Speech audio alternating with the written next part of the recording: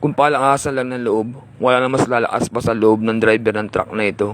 Panoorin nyo naman guys kung gano'ng kadelikado yung daanan niya dito. Halos punong-puno pa ng karga ang kanyang truck. At bukod pa dun, napakakipot ng kanyang daanan dito at napakataas pa ng bangin.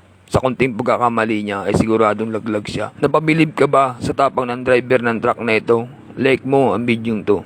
Panoorin nyo guys yung truck na yan, yung kulay puti na truck na yan. Napaka-genius ng driver na yan guys. Humiwalay yan ng lane hindi dahil para umovertake, kundi para ikat niya yung pinaka-left lane na yan para sa saktuwang pagliko. Pero bago niya ginawa yan ay nag-signal light muna siya para iwas aksidente.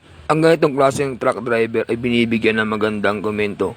Palike and share naman guys kung humanga kayo sa driver ng truck na yan. Panoorin nyo guys kung gaano ka-professional ang driver ng truck. Isipin nyo guys, napakakipot ng kalsada at bukod pa dun, may dalawa pang kotse sa may bandang likuran at isa sa harapan. Napakaingat niya magmaneho at hindi gaano nagmamadali. Ang ginagandahan pa nito, yung maayos na koneksyon niya sa kanyang painante na nagsisilbing signal sa may likuran. Para nang sa ganun, masukat ng driver ang distansya ng bawat kanto at anggulo ay saktong-sakto para sa isang ligtas at perpektong pagliko. Like mo ang driver na ng truck kung humanga ka sa kanya dahil sa napakagaling niya magsukat ng distansya. Karapat dapat lamang siya sa isang magandang komento.